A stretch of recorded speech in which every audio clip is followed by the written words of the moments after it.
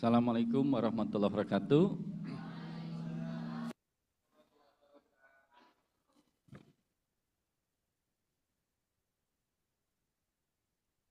Gimana kabarnya adik-adik semuanya?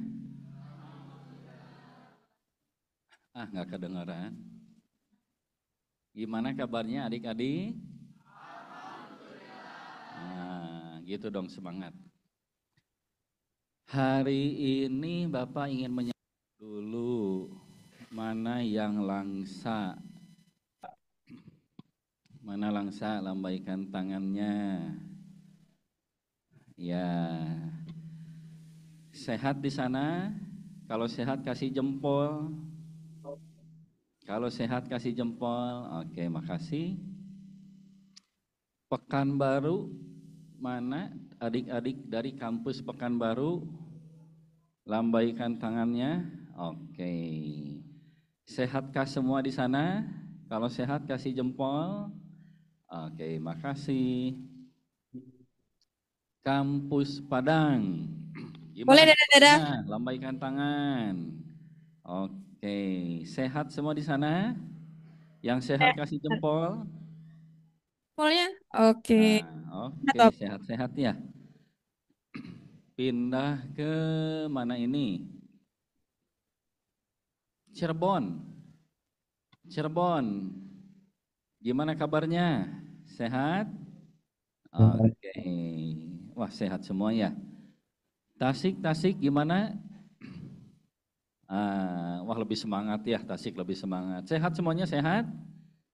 Sehat? Oke. Ya, senang ya semuanya sehat. Yang di sini yang sehat, yang di Bandung kasih jempol. Ada yang nggak sehat? Ada yang kurang fit? Ada. Ya, semoga yang kurang fit cepat fit kembali ya. Oke. Ya, untuk mempersingkat waktu, kita langsung masuk saja ke materi. Ya, silahkan.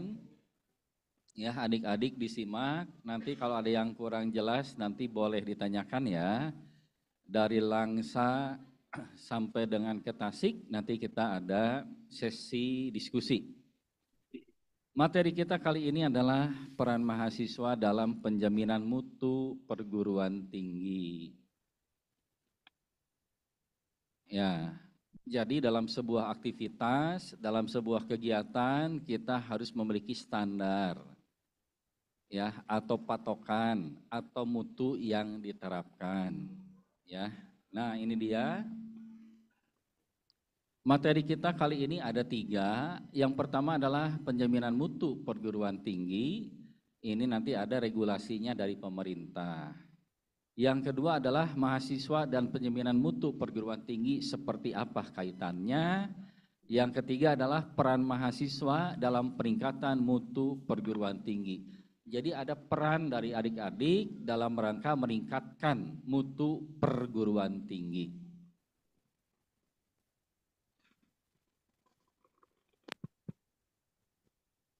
Oke, tes terdengarkah?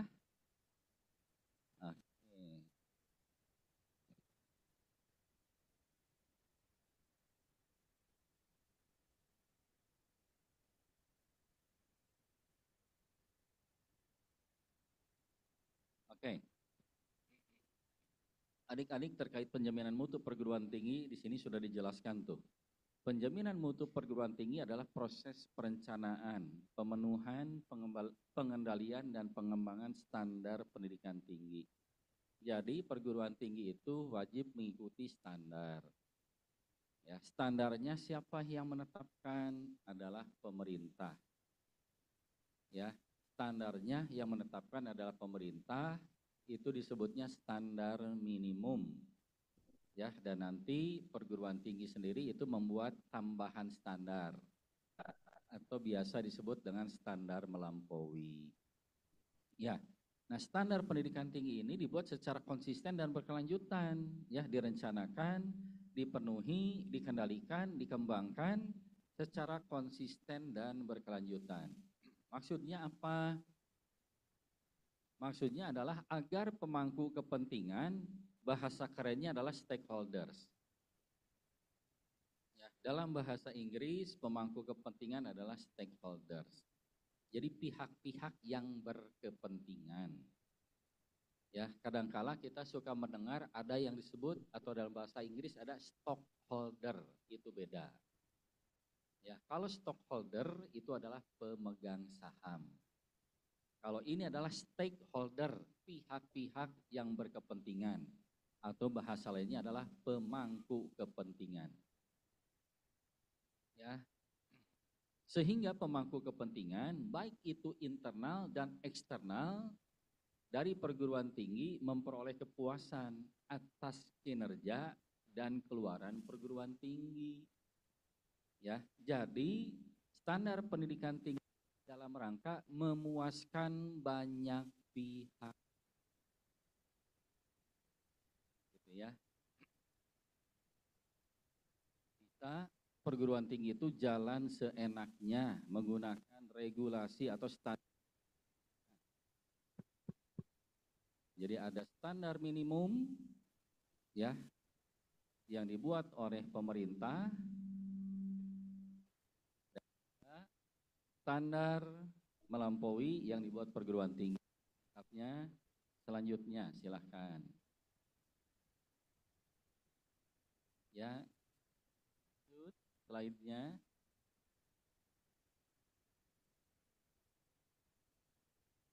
Nah, adik-adik, dalam sebuah proses produksi, bahasanya ini ada input, ada proses, ada output.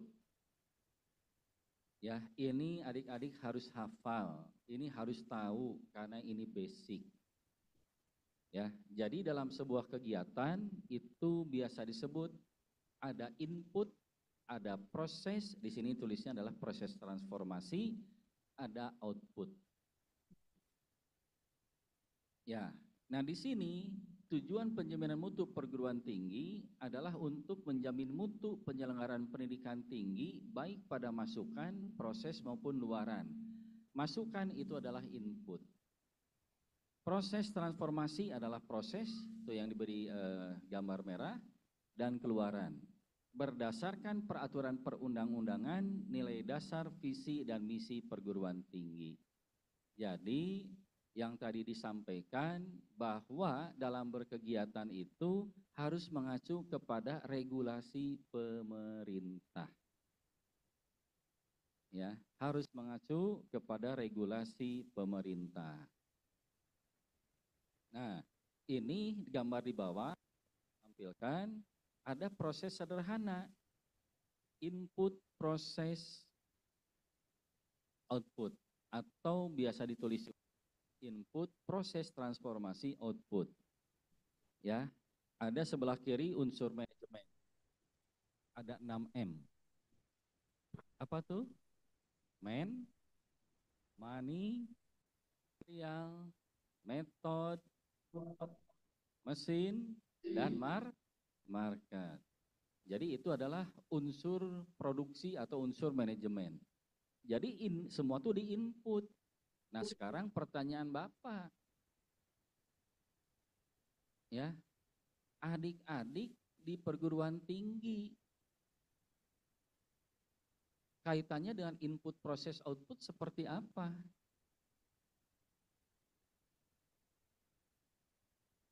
Ya, tuh Bapak sudah kasih clue, ada unsur manajemen, man, money, material, method, mesin, market. Ya, kalau adik-adik disambungkan dengan itu tuh, ya, unsur manajemen, adik-adik kira-kira dalam skema ini input, proses, output itu masuknya di mana? Man, money, material, method, mesin, market, yang mana kira-kira ya?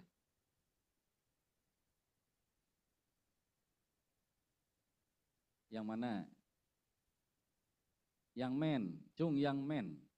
Angkat tangannya yang men. Nggak ada yang angkat tangan. Money, nggak juga. Material, nggak juga.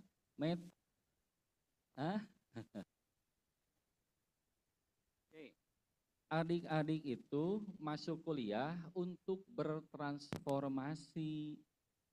Jadi adik-adik, kalau adik-adik saja itu lebih utama masuknya adalah kepada material. Bahan baku adik-adik itu. Ya, adik-adik itu masuknya adalah bahan baku. Bahan baku ya berupa lulusan sekolah menengah atas ya atau SMK atau yang setara untuk diproses. Ya, diproses menjadi lulusan ada diploma 3, ada diploma 4, ada diploma 2, kan gitu ya? Berarti yang akan meningkat apa? Tolong disimak. Ya, itu ada input, ada proses, ada output. Jadi dalam proses produksi itu ada bahan baku, ada proses produksi, ada luaran. Kan gitu ya, kalau pikir sederhananya ya. Nah, adik-adik kalau membeli misalnya gorengan, ya di depan kampus yang di kampus Bandung itu ada tukang gorengan. Atau mungkin di depan kampus ada tukang Indomie lah, Indomie rebus ya. Betul nih, coba disimak. Indomie rebus tuh adik-adik ada yang beli tuh di sana. Ya, di depan tuh ada warung, adik-adik mau beli Indomie rebus.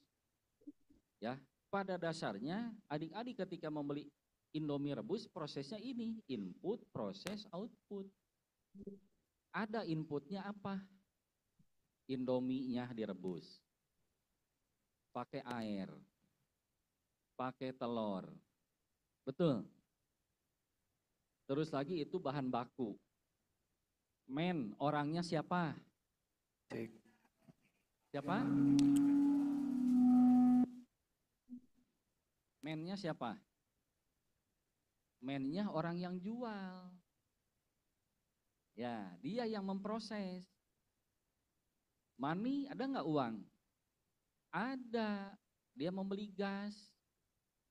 Ya, jadi Indomie itu direbus harus ada api. Apinya ya salah satu bentuknya adalah menggunakan uang. Gitu kan? Nah, jadi adik-adik membeli Indomie saja skema ini berjalan, berlaku. Ya, ada input, ada proses, ada output. Bahan bakunya Indomie tadi, ada air, ada telur. Terus lagi mesinnya apa? Peralatan yang digunakannya apa tadi? Untuk nyimpan Indominya pakai apa? Itu dia pelengkapannya.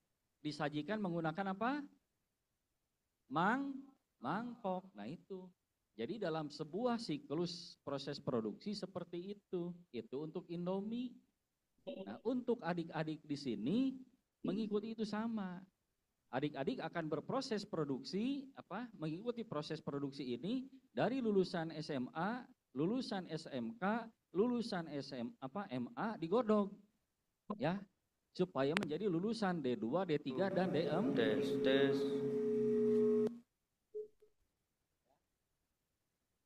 Itu diproses adik-adik itu. Yang adik-adik di sini masuknya adalah material untuk diproses transformasi. Wah, apa yang diubah? Bentuk adik-adik diubah atau apa? Yang hidungnya pesek dijadiin mancung gitu? Ya, yang kulitnya hitam jadi putih kah gitu?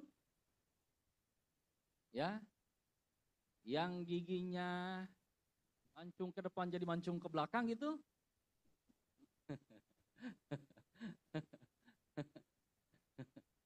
Apa yang diproses? Ya, adik-adik nanti proses di 3 poin. Ya, attitude, knowledge, skill. Itu berdasarkan undang-undangnya, regulasinya. Jadi nanti adik-adik berproses attitude, knowledge, dan skill. Sikap berubah, wawasan bertambah, skill juga bertambah, gitu. Oke. Ya, nah ini dia.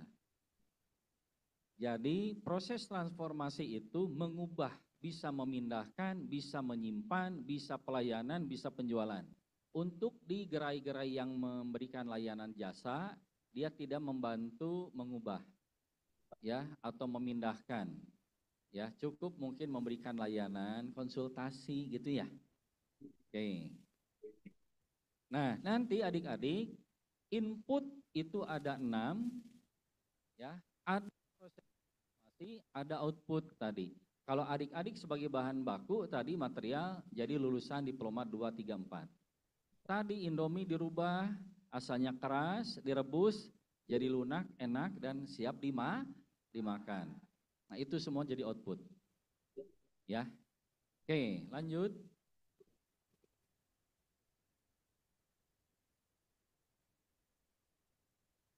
Ini adik-adik ya, ini standar yang tadi Bapak sampaikan, ini standar yang terbaru dari Permen Dikti Saintek nomor 39 tahun 2025, ini adalah standar minimal yang atas. Ini standar yang baru di-launching oleh pemerintah di bulan Agustus lalu. Nah, itu wajib.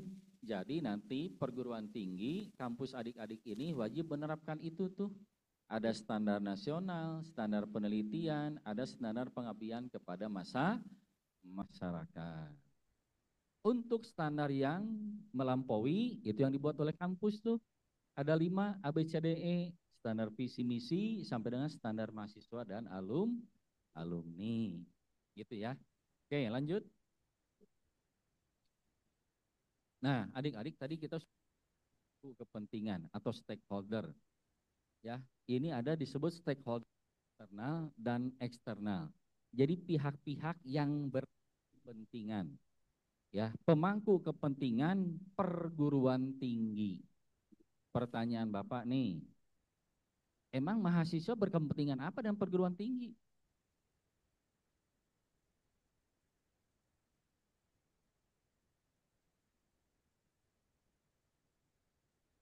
Siapa namanya?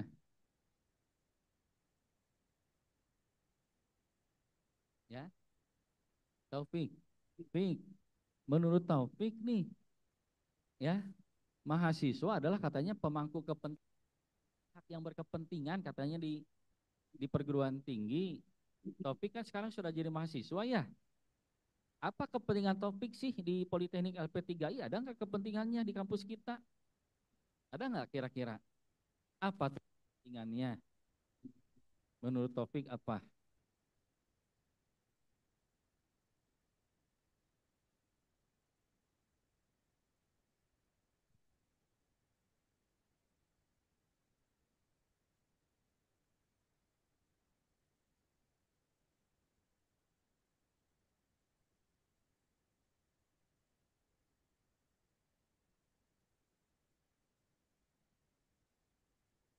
mencari mencari ilmu dan wawasan mencari ilmu dan wawasan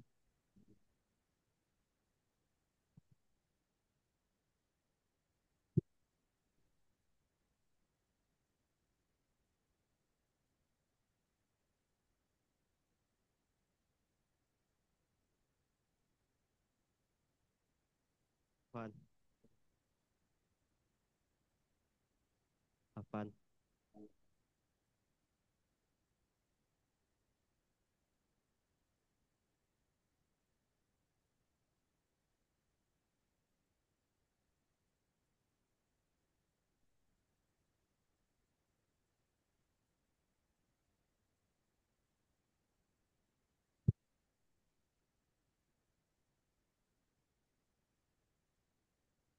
Apa punya kepentingan nggak? Apa di kampus?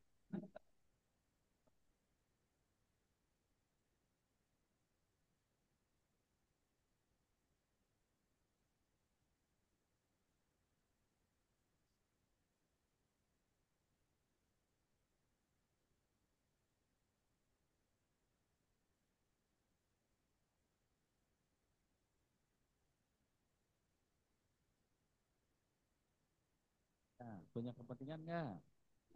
Apa kira-kira? Mensukseskan program kan? Makasih.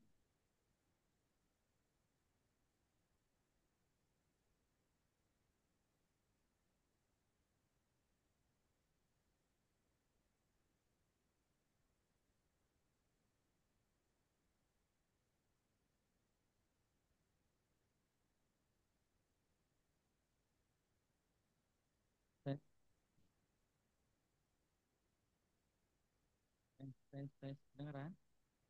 Oke. Adik-adik di sini kan sudah jelas tadi adik-adik adalah bahan baku kalau di perguruan tinggi. Bahan baku berproses. Adik-adik itu punya kepentingan supaya meningkat dari attitude, knowledge, dan skill. Sikapnya meningkat.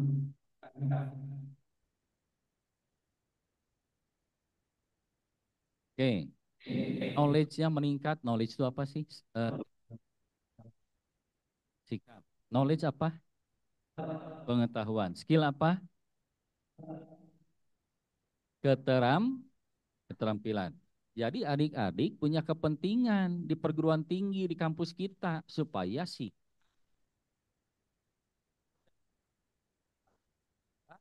keterampilannya meningkat. Dosen ada nggak kepentingannya? Ada, memiliki kepentingan transfer ilmu pengetahuan kepada contoh. Terus lagi, ya itu ada pendik, ada pimpinan perguruan tinggi. Kalau perusahaan apa kepentingannya sih? Dan perguruan tinggi, tuh pemangku kepentingan perguruan tinggi. Salah satunya adalah perusahaan, itu relasi kampus kita. Ya, ada beberapa kampus alumni kakak kelas Anda. Nah, jadi untuk eksternal kayak perusahaan, dia memiliki kenapa?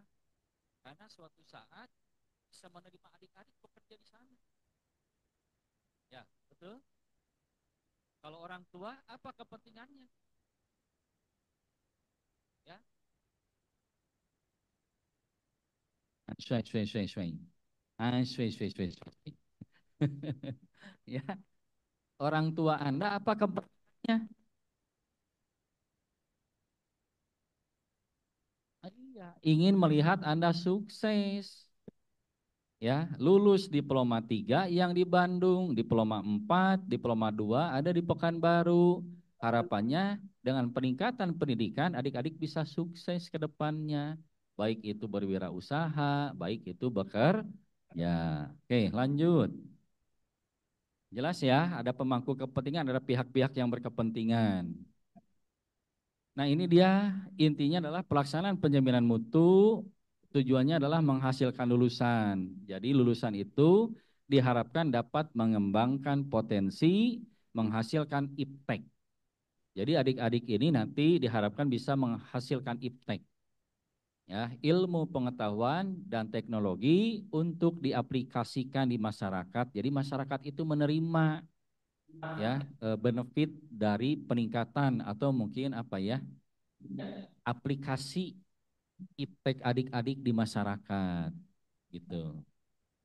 Nah, makanya adik-adik itu ketika di kampus harus aktif nanti ya kuliahnya aktif, tanya jawabnya aktif. Jadi transfer dari dosen ya dalam bentuk ilmu pengetahuan dan keterampilan tadi bisa diserap. Oke, lanjut. Lanjut. Nah, ini dia nih adik-adik. Ya, indikasi bahwa mahasiswa bermutu itu adalah itu tuh patuh terhadap etika ya. Jadi kalau adik-adik nanti tidak patuh terhadap etika bisa dinyatakan ya adik-adik adalah tidak bermutu. Nah, makanya nanti setiap ada aturan, setiap ada patokan yang dikeluarkan oleh kampus wajib dipatuhi. Ketika kita taat patuh, etikanya jalan. Tapi kalau tidak patuh, tidak taat dengan regulasi yang sudah ditentukan, artinya kita tidak beretika atau mungkin kurang beretika. Lalu lagi sikap proaktif mahasiswa dalam proses belajar mengajar. Jadi proaktif, jangan pasif, diem, ada informasi cuek aja gitu kan, nggak nanya, nggak cari tahu, nah itu adalah pasif. Jadi orang pasif itu adalah ciri-ciri tidak bermutu. Ya, kalau ingin disebut bermutu dia harus proaktif. Lalu lagi prestasi akademik sudah jelas. Berapa IP? Ya, ada disebut dengan IPS, ada disebut dengan IPK. IPS itu indeks prestasi semester. Kalau IPK kumulatif. Semester 1 berapa IP-nya? 3,2. Semester 2 berapa IP-nya? 3,4. Nah, IPK-nya 3,2 ditambah 3,4 bagi 2. Itu kumulatif artinya dirata-ratakan. Ya. Kalau ditanya nanti sama Bapak, berapa ke si A nih misalnya Bapak nanya, berapa IP-nya? Oh, bagus Pak, 0,7. Ya, 0,7-nya bagus, di depannya berapa dulu? Ya. Jangan-jangan 1,7 ya, bahaya. Kalau 3,7 bagus, 2,7 mendekati bagus, masih di bawah. Tapi kalau sudah 1,7 itu di bawah standar. Karena dari aturan pemerintah IPK minimum itu adalah 2,0. Ya, di bawah 2,0 tidak bisa lulus. Ya. Selanjutnya lagi kompetensi lulusan yang handal. Yang disebut dengan kompetensi 3 poin tadi, attitude, knowledge, dan skill. Ya, itu yang disebut dengan kompetensi. Sikapnya meningkat, ya, knowledge-nya meningkat, skill-nya meningkat. Nah, itu semua meningkat, adik-adik disebut kompeten. Oke, lanjut. Waktunya ini kelihatannya mepet ya. Lanjut. Nah, ya. Hadir tepat waktu. Nah, ini juga mengindikasikan adik-adik itu adalah koordinasi. Jadi adik-adik ini nanti sama kampus akan dilayani, diberikan pelayanan, penentuan kelas, penentuan dosen, banyak layanan yang diberikan oleh kampus. Tapi mahasiswa juga harus tuh, apa katanya? Tidak hanya dilayani, tapi juga melayani. Contoh bentuknya adalah tuh hadir tepat waktu ya di kelas, gitu kan? Mengerjakan tugas yang diberikan oleh dosen. Terus apa lagi? Tadi etika sudah. Dan nanti memberikan umpan balik. Adik-adik bisa memberikan penilaian. Bagaimana dengan situasi kampus, dosennya dinilai, sarprasnya dinilai boleh, gitu ya. Layanan lainnya dinilai. Nanti akan ada kuesioner yang Bapak kirimkan ke adik-adik secara online. Adik-adik tinggal isi saja, klik pilih. Isi sesuai yang dirasakan. Oke, lanjut. Lanjut. Nah, ini dia adik-adik, ya. Bicara peningkatan mutu perguruan tinggi, adik-adik nih ada poin-poinnya, ada kalau tidak salah berapa ya, lebih dari 10 Bapak tampilkan. Terlibat aktif dalam proses pembelajaran. Ya, tadi tugas belum jelas, nanya sama teman, nanya sama dosen. Jadi jangan diam-diam saja ya. Terus lagi, berperan aktif dalam menciptakan atmosfer akademik yang kondusif, berjiwa akademik, yaitu sikap ilmiah dan kreatif. Jadi adik-adik yang dimaksud dengan atmosfer akademik harus rajin belajar lah gitu intinya ya. Sederhananya lah harus rajin belajar.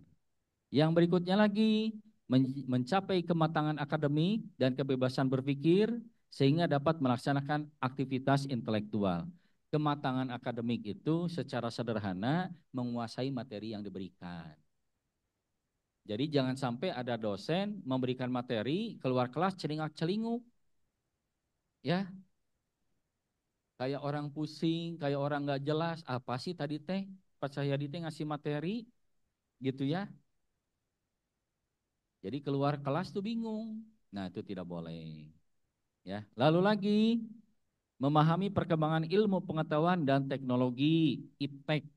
Nah, jadi adik-adik belajar kalau bisa dari sumbernya, jangan katanya.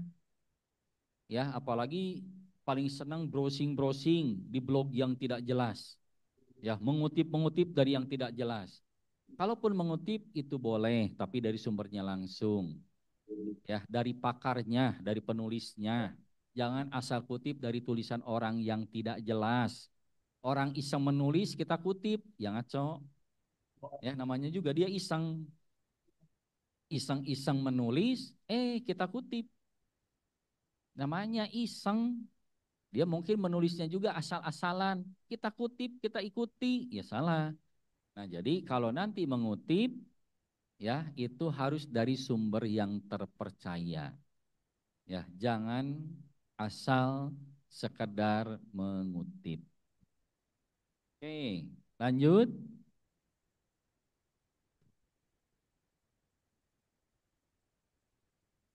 Lalu lagi menggunakan pengetahuan untuk menyelesaikan masalah. Nah, jadi adik-adik menyelesaikan masalah itu berdasarkan pengetahuan, ya.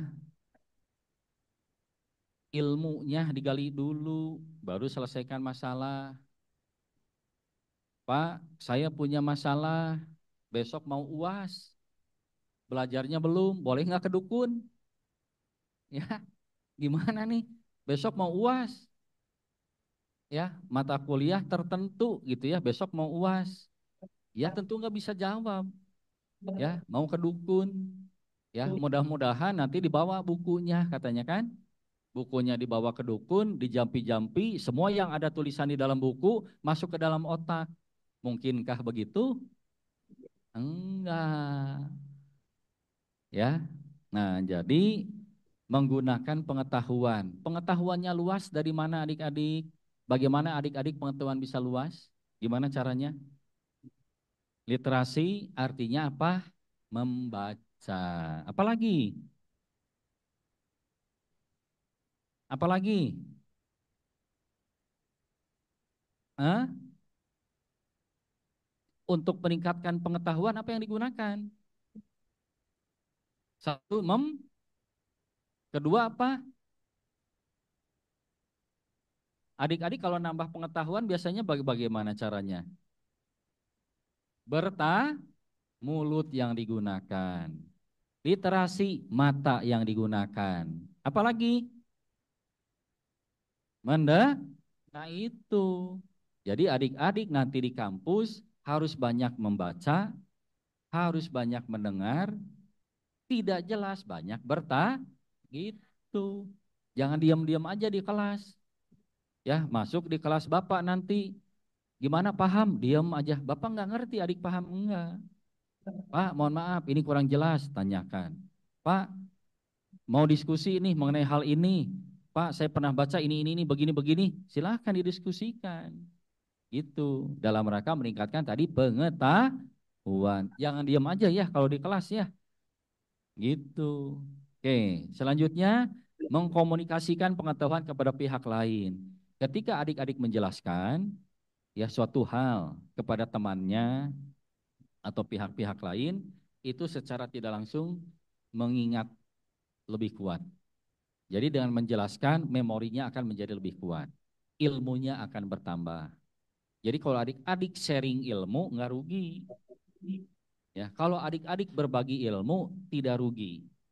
Ya, apakah berbagi ilmu hari ini Bapak berbagi ilmu misalnya dengan adik-adik nih, tiba-tiba uang Bapak 50.000 hilang di dompet? Enggak kan? Enggak, malah ilmunya bertambah. Tapi kalau Bapak berbagi uang di dalam kelas, ya iya, uang di dompetnya hilang, bukan hilang. Ya, dibagikan, berkurang, tapi ilmu dibagi tidak pernah berkurang. Oke. Jangan lupa belajar mandiri dan belajar kelompok. Nah, adik-adik, belajar itu tidak harus dari dosen. Banyak jalan menuju Roma. Ya, mungkin adik-adik suatu saat kurang fokus di dalam kelas, ya. Apa yang disampaikan dosen kurang bisa dipahami, ya, atau mungkin bisa jadi dosennya memang yang sedang kurang fokus juga bisa jadi. Nah, adik-adik jangan putus asa. Diskusi dengan teman, baca dari buku. Ya, sekarang YouTube sudah ada, boleh cari juga di YouTube. Ya, banyak cara untuk tuh apa? Belajar, bisa mandiri, bisa kelompok. Tanya teman yang juga lebih paham. Lalu lagi, mungkin suatu saat bisa jadi terlibat penelitian, ya, khususnya mungkin untuk yang diploma 4. Ya, itu. Diploma 3 juga ada, diploma 4 juga ada. Berikutnya lagi, jangan lupa tuh berperan serta dalam menjaga keamanan, keindahan, dan kebersihan lingkungan Jangan buang sampah sembarangan. Gitu. Nanti buang sampah, ada tempat sampah di bawah. Cari, ada sampah apa plastik, buang di sana. Bekas beli apa? Ada dus, ada kotak, beli teh botol kotak apa? buangnya di sana, tempat sampah. Oke. Lalu lagi melaksanakan pembimbingan akademik secara berkala. Adik-adik, Bapak bertanya, sudah dapat dosen PA kah? Siapa dosen PA-nya?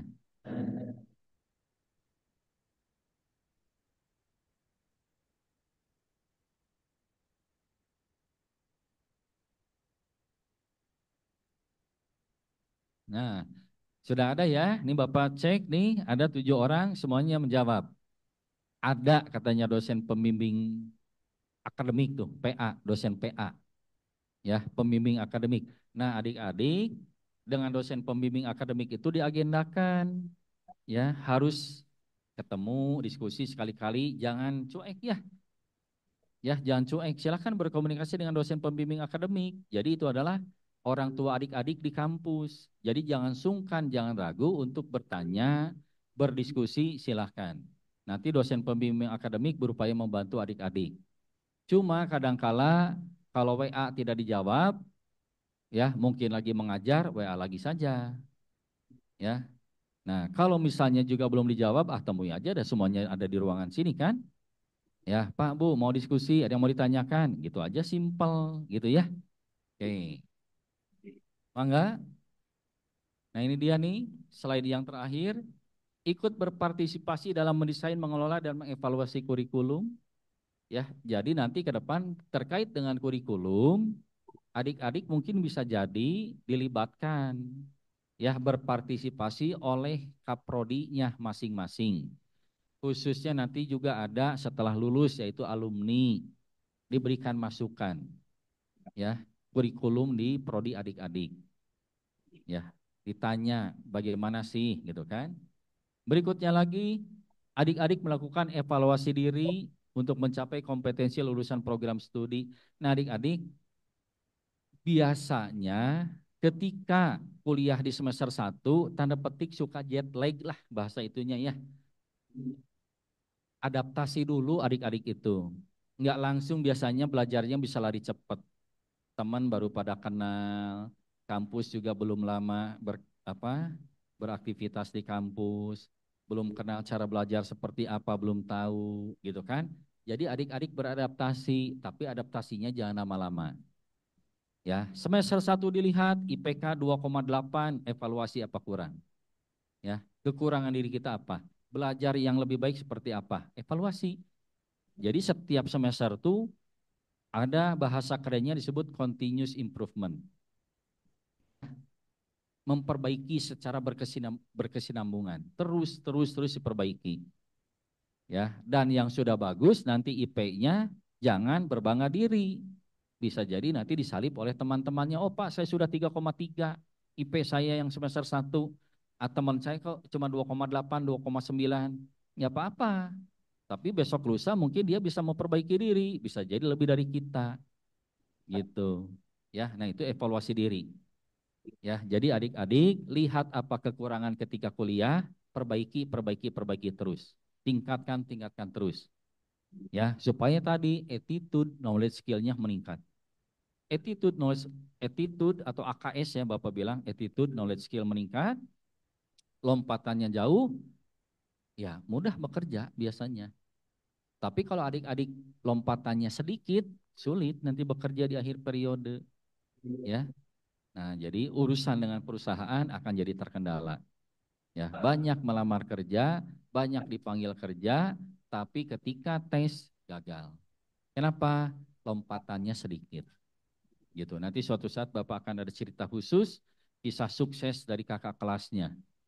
Ya, lulus dari magang, sama Bapak dimagangkan dulu, ya, langsung kerja, gajinya hampir menyentuh ke 10 juta. Ya, tapi nggak akan sekarang disampaikannya, ya kapan-kapan, ya. Karena waktunya terbatas. Ada tips dan triknya nanti, Bapak bisa kasih tahu. Yang berikutnya lagi, berpartisipasi aktif nih dalam organisasi kemahasiswaan dan juga UKM lah ya, di kita ada eskul UKM. Nah Bapak minta, adik-adik tadi kan Bapak sudah jelaskan, mahasiswa bermutu itu adalah yang proaktif.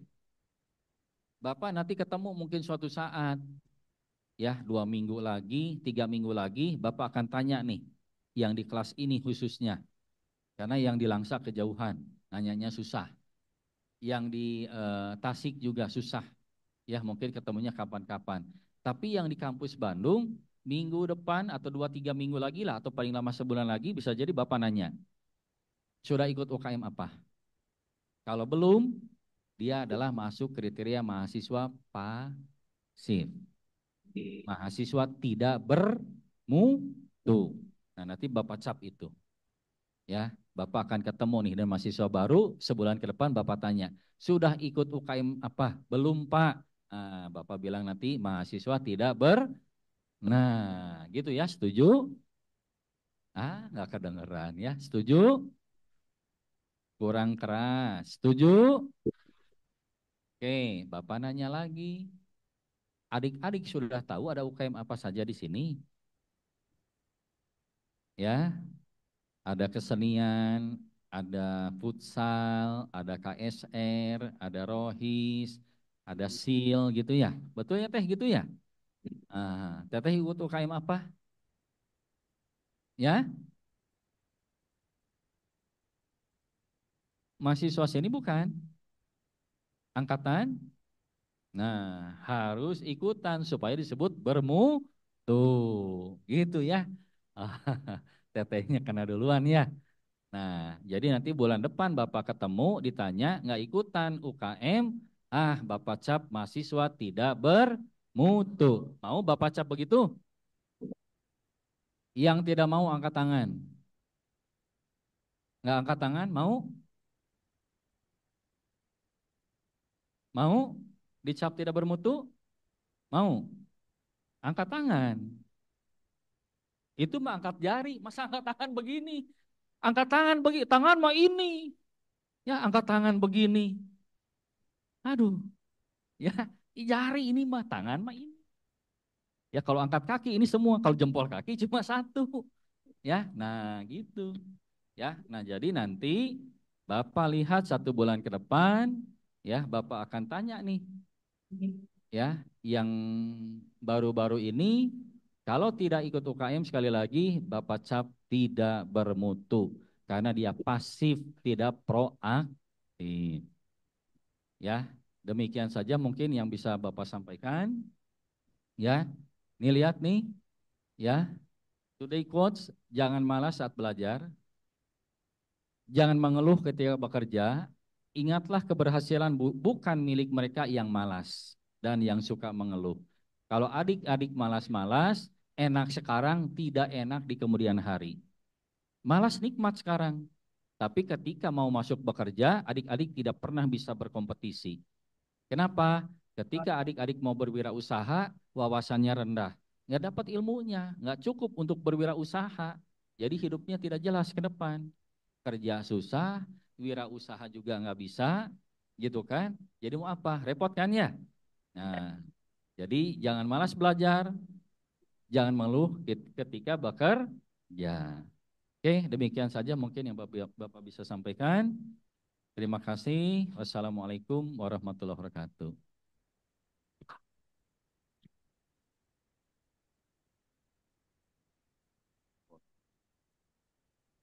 Mangga, ini kalau ada yang mau bertanya, berdiskusikan. Nah, yang Dari SDKU Cirebon izin bertanya, Pak.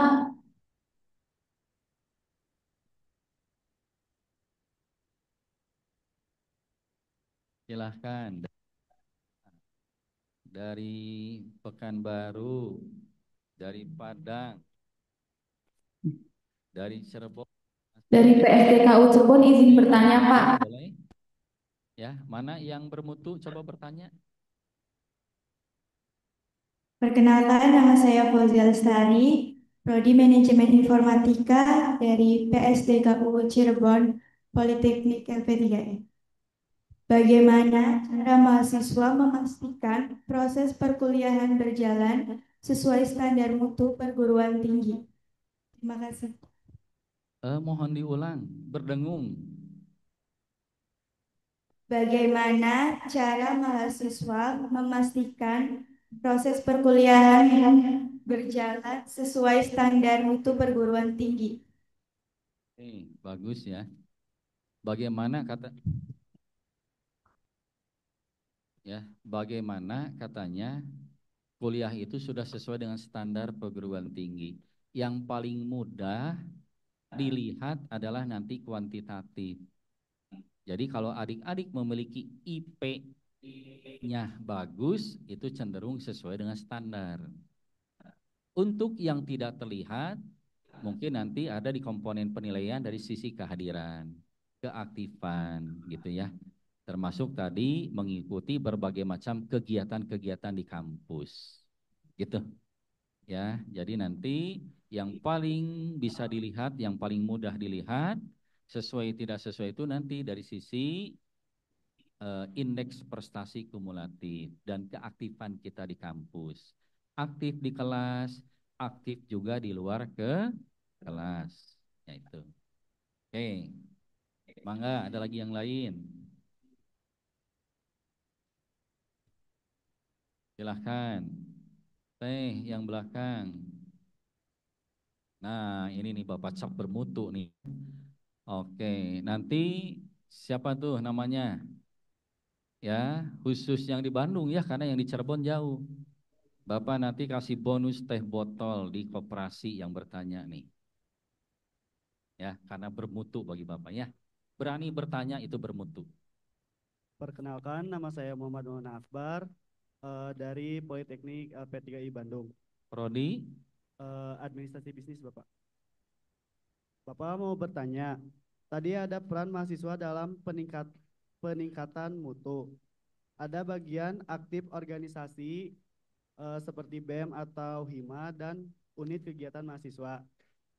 Kalau semisalnya sebagai mahasiswa memilih salah satu seperti mengikuti organisasi saja dan tidak mengikuti UKM, apakah itu masih dicap mahasiswa bermutu atau tidak? bagus ya. Oke, terima kasih. Bagus sekali pertanyaannya. Tadi dari Cirebon bagus, dari Bandung bagus. Selama adik-adik aktif, ya itu bagus. Mau 1, 2, 3 itu bagus. Jadi keaktifan itu ya tidak harus dalam jumlah yang banyak. Ya, disesuaikan dengan waktu adik-adik juga. Jangan sampai adik-adik ikut berkegiatan di banyak organisasi tapi kuliah jadi terbengkalai. Nah, itu pun tidak bagus. Ya, adik-adik cukup fokus satu dulu diawali nih. Ya, menurut Bapak cukup satu dulu di awal. Ya, di sana nanti adik-adik belajar berbicara, belajar berkomunikasi, belajar berinteraksi, belajar menyampaikan pendapat, belajar nanti rapat gitu kan. Itu semua adalah pematangan. Nah, jadi dengan ikut satu minimum itu sudah bagus. Kalau misalnya pandai berbagi waktu, bisa lebih dari satu, itu boleh lebih bagus lagi. Syaratnya bisa berbagi waktu. Gitu. Tapi kalau kita tidak pandai berbagi waktu, silakan. Pak, saya ikut limanya UKM di kampus, tapi waktu belajar nggak ada. Ah, itu ya, tidak bermutu banget bahkan itu ya. Bukan lagi bermutu, karena pingin disebut bermutu sama Pak Cahyadi, limanya diikuti. Enggak juga. Ya, adik-adik pilih prioritas yang mana yang menurut adik-adik bisa mengembangkan potensi adik-adik. Gitu ya. Bapak janji nanti boleh tagih teh botol nanti Bapak berikan di koperasi. Oke, siapa lagi? Bapak dari PSDKU Cirebon ada yang mau nanya lagi? Satu lagi aja, ini kata tetehnya sudah habis waktunya. Bapak Silahkan dari satu lagi aja. PSDKU Cirebon Silakan. izin bertanya. Silahkan.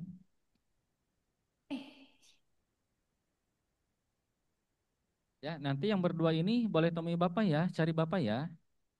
Aha, kalau enggak beres dari sini Bapak langsung titip di koperasi, silahkan langsung ambil ya 2 orang ya. Oke. Baik, Assalamualaikum warahmatullahi wabarakatuh. Waalaikumsalam warahmatullahi wabarakatuh. Ini lebih ke minta saran sih Bapak. Jadi begini, saya tuh pas SMA tipikal siswa yang aktif di berbagai organisasi. seperti sebagai bendahara OSIS, sekretaris pramuka, dan ikut berbagai ekstrakurikuler di sekolah, seperti tahfiz, menari, dan main voli. Dan niat saya dari awal kuliah itu ingin aktif di berbagai organisasi, Bapak. Dan saya kepo dong bagaimana sih aktif di bagaimana sih ikut organisasi di kampus itu. Dan saya banyak bertanya kepada teman-teman saya yang udah kuliah duluan dan cutting juga, tapi bukan cutting di sini ya Pak. Mereka kebanyakan 80% bilang nggak usah ikut organisasi gitu. Fokus kuliah aja soalnya organisasi di kampus tuh nggak berguna katanya. Jadi bagaimana pendapat Bapak? Sekian, terima kasih. Assalamualaikum warahmatullahi wabarakatuh. Ya, tepuk tangan dulu buat temannya. Waalaikumsalam warahmatullahi wabarakatuh. Oke, ya, jangan didengarkan kalau ada saran yang tidak baik. Ya, ada yang bilang katanya ikut organisasi itu tidak berguna, salah besar. Ya, salah besar. Kenapa? Organisasi itu mengikuti organisasi yang pertama melatih interpersonal skill. Melatih kemampuan berkomunikasi. Oh, di dunia kerja tidak ada yang tidak komunikasi. Tolong disimak, tolong disimak, tolong disimak. Apakah nanti orang MI seumur-umur akan di hadapan laptop terus? Tidak. Apakah akan buat program terus? Tidak. Kan programnya harus dikomunikasikan dengan orang lain. Butuh kemampuan komunikasi. Contoh lagi, orang akunting, apa setiap hari di depan komputer ngajurnal terus dengan angka, laporan keuangannya kan akan disampaikan kepada pihak lain. Menyampaikan ke pihak lain butuh komunikasi. Komunikasi akan matang, akan bagus ketika terbiasa berorganisasi, itu satu. Yang kedua, kalau kebetulan di kampus ada organisasi sesuai dengan bakat dan minat, tadi menari, ya menari itu ada apa teh? Nah, itu ada. Nah, siapa tahu jadi bisa berkembang di situ, gitu kan? Jadi bisa akademik ataupun non akademik nanti meningkat dengan ikut berorganisasi, ikut UKM. Jadi benefitnya ada. Jadi adik-adik harus pandai memilah mana informasi yang bagus, mana informasi yang tidak bagus. Gitu. Nah, nanti makanya sering-seringlah berinteraksi dengan dosen gitu ya. Dari kakak kelas ada masukan, dengarkan saja, olah dulu. Ya, jangan langsung diputuskan. Banyak bertanya, beda-beda jawaban, tapi yang benar yang mana cari tahu. Jadi tidak dari kakak kelas langsung diamini. Ya, olah dulu. Ya, demikian adik-adik. Ya, kakak sudah ditungguin terus, bapak sudah ditungguin sama kakak kelasnya nih, jadi nggak nyaman juga ngobrolnya ya. Jadi kayak ditungguin sama debt collector jadinya ya, bapak teh ya. Oke, karena waktunya sudah habis, bapak cukupkan sampai di sini dulu.